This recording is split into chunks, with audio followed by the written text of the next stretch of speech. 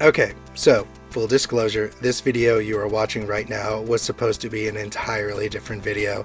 This was originally supposed to be me dying on an irrelevant hill of I think the TMNT reboot duology wasn't really that bad. The movies are incredibly stupid, but what were you expecting with the title of Teenage Mutant Ninja Turtles in it? But throw that thought process right out the window. This video has instead become a deep dive into the Teenage Mutant Ninja Turtles as an entire franchise. What I want to talk about today is the transmedia storytelling of the Teenage Mutant Ninja Turtles and how it is very different from other media franchises. So what is transmedia storytelling? So I brought this up in my Scott Pilgrim video essay over a year ago. Transmedia storytelling is a process of creating and sharing content or a story through various media and communication platforms. It includes different points of entry to encourage engagement across a range of demographics and interest levels. In transmedia, each platform creates its own contribution to the narrative. There are various platforms involved in transmedia storytelling, which may include digital media, TV, radio, social media, story components, audience interaction, books, comics, and games. These channels allow for the development of layers, impactful changes, and plot twists. The story content is created through different techniques so it can attract different people. The interactive quality and depth of the story's worlds all work to develop strong audience connections. It creates multiple viewpoints and possibilities which quench our human curiosity and imagination, while open endings allow us to work on the puzzle and draw our conclusions. The question is now, what makes the transmedia storytelling of Teenage Mutant Ninja Turtles different from other media? So let's take a look at two different franchises' use and the effect of transmedia storytelling that it has. We are going to look at the Marvel Cinematic Universe and Star Wars. What is fascinating about the Marvel Cinematic Universe is that it has affected how we as a culture have consumed media in the last decade, whether that be a good or bad thing.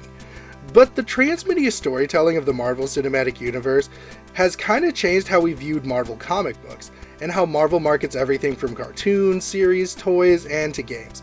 You see this in how they market recent Avengers cartoons, which makes them look very similar to their MCU counterpart. The MCU has even affected Marvel Comics. I mean, look how Star-Lord looks now compared to before Guardians of the Galaxy came out. The MCU transmedia storytelling has affected everything. I mean, look how people reacted to the character designs of the Square Enix Marvel games.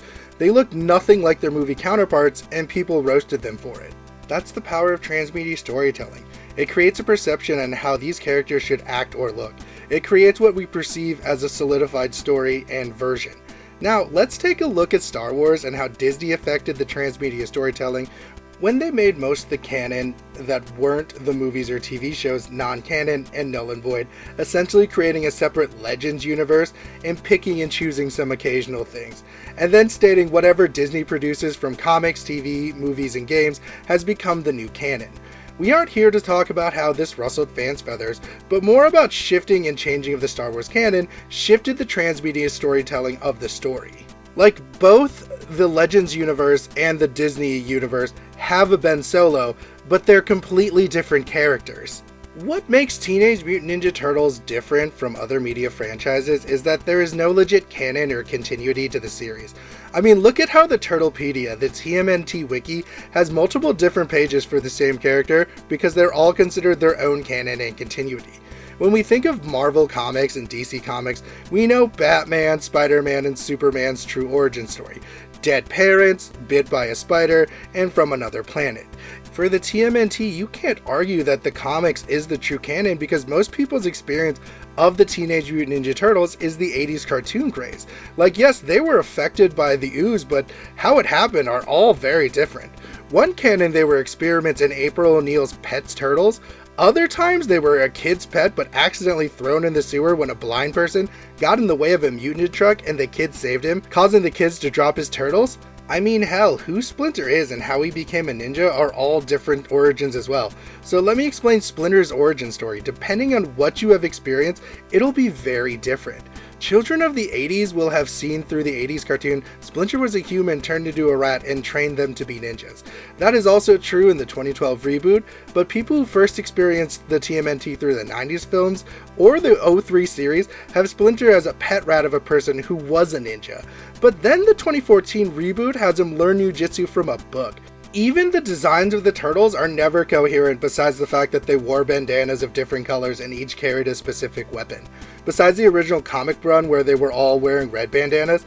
But you have the short, bulky turtles of the 80s to them thick, tough boys of 2003, and the in-between size of the 2012 reboot. But what becomes real cool is the start of the 2003 series. They tried to differentiate the turtles besides their personality, but in the 03 version they gave them different tones of green. But when the 2012 series came around, not only did they have different green tinted skin, but they also had little nuances to their designs. Raphael, because he was a tough guy, had a small crack on his shell. Mikey, because he was more youthful, had them freckles. And Donatello is lankier to reflect his nerdy demeanor, while Leo, he was just kinda there. But the two series that really shifted our concept of the design of the TMNT and their personality was the 2014 reboot films and the rise of the TMNT series, where the 2012 designs kind of gave their appearance for fitting their personalities. These two series gave them more of a visual difference. Raphael has always been known as the brawler and the powerhouse, but he was always the same size as the other turtles, and he never felt that. But in Rise in the 2014 live action film, they made him a towering powerhouse compared to the others. Mikey's design is much more reminiscent of a skater dude, Donatello has tech stuff all around him, and Leo actually has character here because he's the one who fully trains to be a ninja and has more of a ninja motif in design. The thing that is crazy is when you think about the Rise series is that the story gave a reason why they were all different sizes. They were all different forms and species of turtle. Ralph is a snapping turtle, Mikey is a box turtle, Leo is a red-eared slider, and Donnie is a soft-shell turtle. I mean, look at April O'Neil. Depending on what continuity it is, she can be a teenager like the Turtles, or a TV newscaster, or even a scientist. Hey, she was even Megan Fox. These canons were never really coherent with each other, but the one character I think has always shifted depending on the canon is the Shredder. Sometimes they have the Shredder as this dude who's running the New York underworld with his ninja clan. Other times he's a chewed up alien bubblegum that lived there for centuries, or he's a mystical evil spirit. He wasn't even the main evil central antagonist in the original comic series. He dies in the first issue. I mean, for the Shredder, there's even a universe where he beats fucking Batman. These are all technically the Shredder, and how Transmedia storytelling works is that as long as he looks like a walking cheese grater, we know that is going to be the Shredder. Every era of the Teenage Mutant Ninja Turtles was inspired by different things. The 80s cartoons were inspired by synthwave and neon aesthetics, while the 2003 cartoons were trying to have a more centered, semi-realistic approach, where the 2012 cartoon was heavily influenced by things like serial science fictions and anime. But the storytelling or main conflicts in the TMNT can all be very different.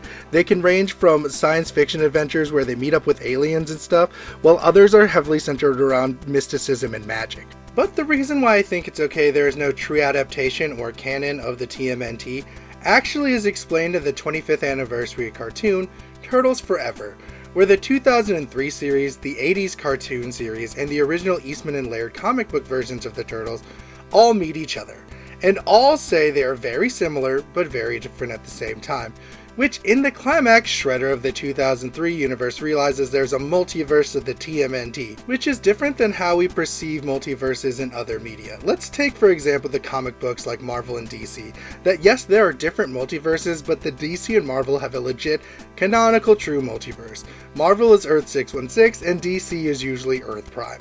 But in the Turtles Forever, it is explained that there are always multiple different versions of the TMNT that will look similar and have similarities, but will always be different. Which makes the transmedia storytelling of the TMNT so fascinating to me, because the Teenage Mutant Ninja Turtles is almost 40 years old, with the first issue of the comic book coming out in 1984. And so because of how the transmedia storytelling of the TMNT works, means we all know the Teenage Mutant Ninja Turtles, but we all have not experienced the same Teenage Mutant Ninja Turtles. What I mean is, my first experience with the Teenage Mutant Ninja Turtles was the 90s live action movie, and then the 2003 cartoon series. And then there's other people who are older than me that probably read the comic book first. And even now, kids in their early 20s and late teens probably experienced the 2012 TMNT and the reboot films as their first real experience with the Teenage Mutant Ninja Turtles. And younger kids probably have the rise of the TMNT be their first TMNT.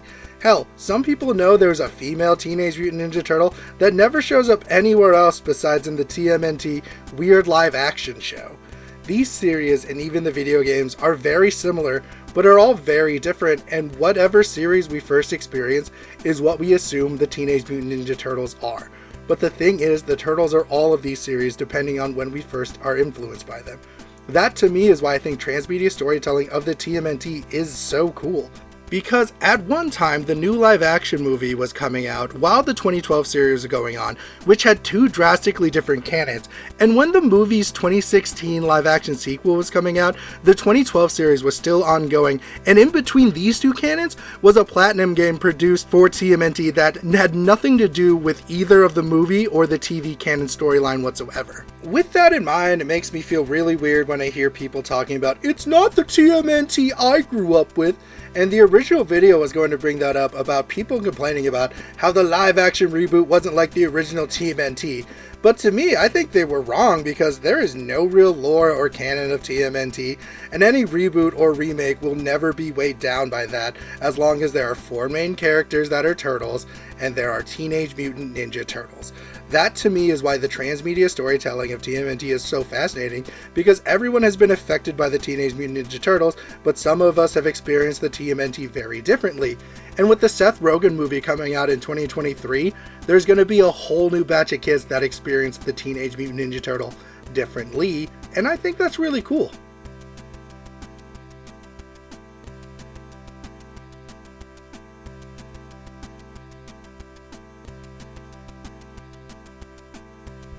Hey guys, thanks for watching the video. Sorry if there's a little bit of a weird echo or muffling sound. I'm actually recording this at my parents' house because I just recently moved and I was on vacation and I thought I should probably record this TMNT thing because I wrote this in February and it's coming out at the end of March. But thanks for watching. I'm going to have more media stuff coming out in April, so look out for that. And if you haven't heard this today, you are awesome and you've got this, cowboy. Later!